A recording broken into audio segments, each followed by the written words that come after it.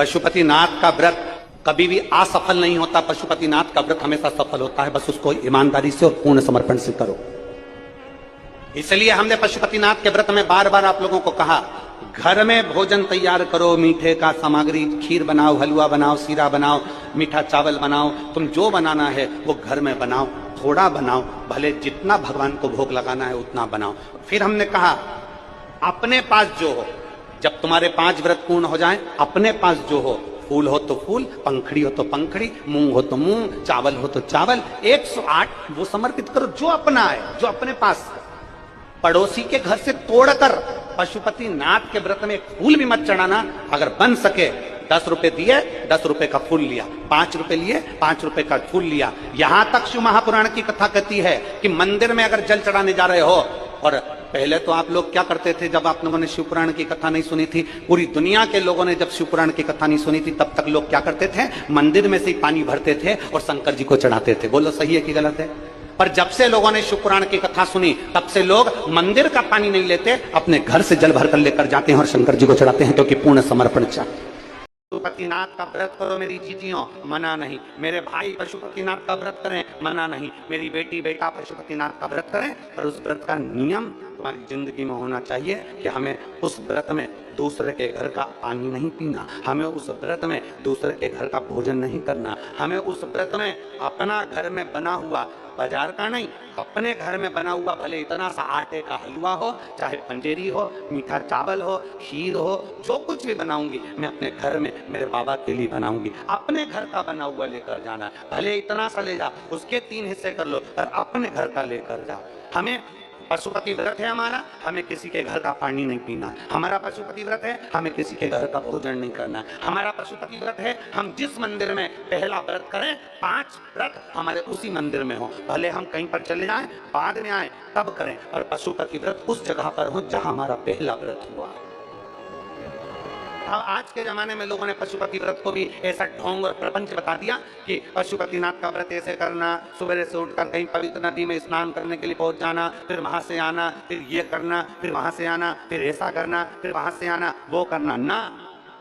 जैसा तुम सहज रहते हो, जैसे तुम निर्मल रहते हो, भोले स्वभाव से, सरल स्वभाव से, अच्छे स्वभाव से, बिना दिखावे के, बिना ढोंग के, बिना प्रपंच के, बिना किसी काम के, अर्थात तुम्हारे पास में अगर फूल हो तो वो चढ़ा दो। नहीं है, हमें किसी से नहीं मांगना, हमें मांगना भी नहीं, और किसी के पेड़ से हमें तोड़ के लाना भी नहीं। अपने बगीचे में लगाए मांग लो, अपने बगीचे का है तोड़ लो। अगर नहीं बगीचे में 10 रुपए 5 रुपए तुम्हारे पास में है तो बाजार से खरीद कर चढ़ाओ, पर किसी के पेड़ से तोड़कर नहीं चढ़ाऊंगी। मेरे को मेरे बाबा ने जो दिया उसकी जगह में चावल चढ़ा दूंगी, पर मैं दूसरे के यहाँ का नहीं चढ़ाऊंगी। मेरा खुद का जो मेरे बाबा ने दिया है, और आज अगर कम दिया है तो एक दिन मेरा बाबा मुझे चित्तर फाड़ कर भी दे।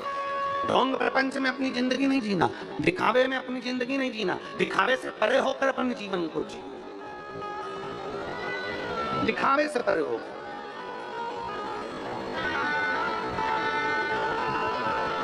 5 सोमवार का व्रत होता है, हृदय से, दिल से, मन से, भाव से जो करता है, सुबह के समय स्नान कर पूजन की तैयारी करो, पूजन की थाली साथ में लेकर जाओ, सारा साहित्य जो तुम्हारे घर में हो वो लेकर जाओ, भगवान शंकर के मंदिर में अभिषेक पूजन करिए, बाबा का पूजन कर कर थाली को वापस लेकर जाओ, वही थाली रख दो, शाम को उसी थाली को लेकर जाना है। कितने दिए जान के बोलो जरा, 6 दिए लेकर जाना है, मीठे का प्रसाद लेकर जाना है, और बाबा को प्रणाम करने का भाव लेकर जाना है। थाली में दिए रख लो, प्रसाद रख लो, प्रसाद के हिस्से घर से कर कर मत लेकर जाना, मंदिर में बैठ कर प्रसाद के हिस्से करना। प्रसाद का हिस्सा कब करा जाता है? जब 5 दिए मंदिर के अंदर लग गए, उसके बाद में प्रसाद के 3 हिस्से करे जाते। प्रसाद के 3 हिस्से कब करे? भगवान के मंदिर में पूजन अर्चना करो, अर्चना पूजन करने के बाद में दिए रखकर, दिए पूरे 6 जमीन पर रखिए, 6 दिए में से 5 दिए प्रज्वलित कर लीजिए, प्रसाद के 3 हिस्से कर लीजिए। बाबा देवादिदेव महादेव से अपने मन की बात कहे, तो बाबा आज मेरा पहला पशुपति व्रत है, बाबा आप इसे स्वीकार करना मेरे दातार, मैं बस आपके भरोसे हूँ मेरे बाबा, ऐसी कृपा करना, ऐसी करुणा करना, मेरा व्रत स्वीकृत हो।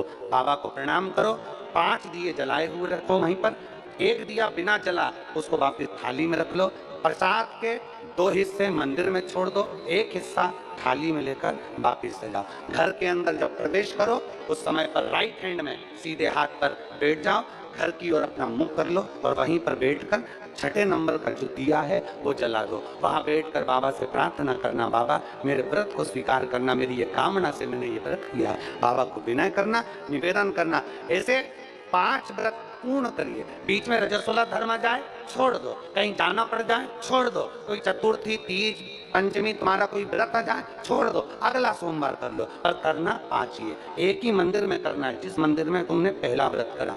5वां व्रत जब आए तब बाबा के लिए श्रीफल भेंट कुछ भी 108 जो तुम बाबा को चढ़ा सकते हो, फूल हो, पत्ती हो, चावल हो, मूंग हो, जो बाबा को दे सकते हो वो बाबा को समर्पित कर कर, बाबा को दिल से प्रार्थना कर कर फिर वही की वही क्रम जैसा करा है। प्रसाद का जो एक हिस्सा तुम लेकर आते हो उस प्रसाद के हिस्से में से किसी को नहीं देना है। उसको पहले जब भोजन करने बैठोगे उस भोजन के पहले उस प्रसाद को खा लेना है, फिर अपना भोजन ग्रहण करना है। इसको कहते हैं पशुपतिनाथ का व्रत, जो जीव के कल्याण हेतु किया, जीव कल्याण हेतु किया, संपूर्ण विश्व कल्याण हेतु किया जाता है, संपूर्ण जगत के उद्धार हेतु किया जाता है और संपूर्ण आनंद को देने वाला होता है। ये जीवन को सुख प्रदान करने वाला होता है। हम उसके भरोसे हो जाएं, उसके चरणारविंद में हमारी दृढ़ता प्रबल हो जाए, हम उसके आश्रित इतने हो जाएं कि जो करेगा मेरा ओमकारेश्वर बाबा करेगा, जो करेगा मेरा महाकाल बाबा करेगा, जो करेगा मेरा कुबेर भंडारी करेगा। और मेरा बाबा, अगर तुम्हारा विश्वास पक्का है, तुम्हारी भक्ति पक्की है, तुम्हारी दृढ़ता पक्की है, तुम्हारा भरोसा पक्का है, तो ये मान कर चलना, जैसा बाप अपने बच्चे की उंगली को पकड़ कर चलता है, बाप को ठोकर लग जाती है तो बाप बच ले, उसी तरह अपनी औलाद को ठोकर नहीं लगने देता, वो औलाद को गोदी में झेल लेता है, उसको गिरने नहीं देता। अच्छा, दुनिया समझती है कि परमात्मा नहीं देख रहा है, दुनिया समझती है कि भगवान नहीं देख रहा है। तुम अपने मोबाइल का डाटा ऑन ऑफ कर सकते हो। तुम्हारा मोबाइल ऑनलाइन नहीं आएगा, कभी कभी ऑफलाइन भी हो जाएगा। तुम्हारे मोबाइल का नेटवर्क नहीं मिलेगा, ऑफलाइन हो जाएगा। तुम्हारा मोबाइल का डाटा ऑनलाइन ऑफलाइन हो सकता है, पर परमात्मा कभी ऑफलाइन नहीं होता, वो तो ऑनलाइन पूरी जिंदगी रहता है। मेरा परमात्मा ऑनलाइन रहता है हमेशा, वो देखता रहता है कि तेरे कर्म क्या है, तूने क्या कर्म किया, तूने कैसे भजन किया, तूने कैसे स्मरण किया, तू क्या करा, किसका दिल दुखाया, क्या करा तूने। मेरा परमात्मा 24 घंटे हर पल हर घड़ी हर श्वास हर क्षण में ऑनलाइन है, वो हर पल है, बस उसको महसूस करने वाला चाहिए। उसको कब महसूस करता है व्यक्ति, जब बड़ी खुशी का समय आता है तो परमात्मा याद नहीं आता। परमात्मा शादी में, ब्याह में, घर में कोई कार्यक्रम हो उसमें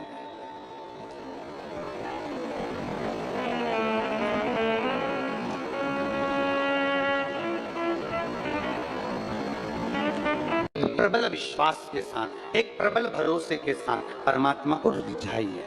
तारकासुर के 3 बेटे थे, तारकाक्ष, विदुमाली और कमलाक्ष। तीनों उपद्री हो गए, तीनों को वर मिल गया, तीनों को अच्छा वर प्राप्त हो गया। ब्रह्मा जी ने उनको खूब सारा वर दे दिया, ब्रह्मदेव ने खूब सारे वर दे दिए तो उनका अहंकार आ गया, अभिमान आ गया।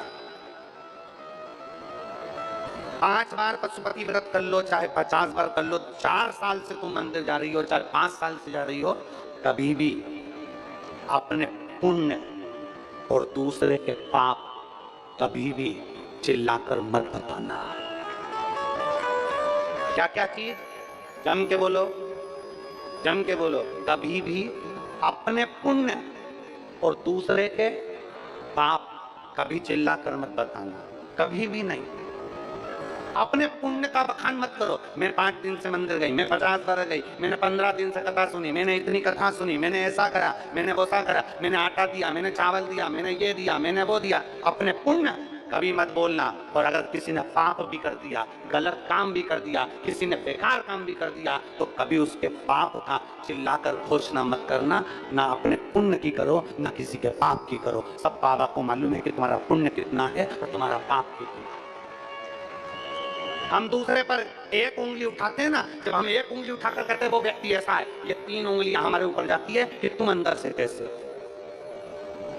जब एक उंगली हम किसी पर उठाते हैं तो ये 3 उंगलियां हमारे ऊपर जाती हैं। इसलिए स्मरण में रहे, अपना पुण्य किसी को मत बताना कि मैंने इतने व्रत करे, मैंने इतना पुण्य करा, मैंने ये करा, मैंने भोजन कराया, मैंने बिस्कुट बांटा, मैंने पानी बांटा, मैंने भंडारा किया, मैंने ये किया। नहीं, अपना पुण्य मत बताओ और दूसरे का पाप मत बताओ। कई लोग दूसरे का पाप बताते हैं, वो तो ऐसी है, वो तो वैसा है, वो तो ऐसा है, उसने तो ऐसा कर दिया, उसने तो ऐसा बोल दिया, उसने तो वो कर दिया, उसने तो ना। दूसरे के पाप का ढिंडोरा मत पीटो और अपने पुण्य का ढिंडोरा मत पीटो। पुण्य को भी छुपा कर रखो और दूसरे के पाप को भी छुपा कर रखो, तो जिंदगी सार्थक हो जाए। पर हमारी आदत बड़ी विचित्र है, हमारी आदत बड़ी बेकार है। हम पुण्य का भी ढिंडोरा पीटते हैं और पाप का भी ढिंडोरा पीटते हैं। पाप किसका देखते हैं? दूसरे का। और पुण्य किसका देखते हैं? अपना। हम पाप का भी ढिंडोरा पीटते हैं तो दूसरे का पीटते हैं। उसने ऐसा कर दिया, बहू ने ऐसा कर दिया, बड़ी बहू ऐसी कर रही थी, छोटी बहू ऐसी कर रही थी, सास ने ऐसा कर दिया, मम्मी ने ऐसा कर दिया, काका जी ने ऐसा कर दिया। अरे सब बुरे हैं। मान लो सास बुरी, ससुर बुरा, जेठ बुरा, जेठानी बुरी, ननन बुरी, नंदोई बुरा, पति बुरा। कभी कभी पत्नी पति से भी कहती तुम तो हो ही ऐसे, पति भी बुरा, बस तू ही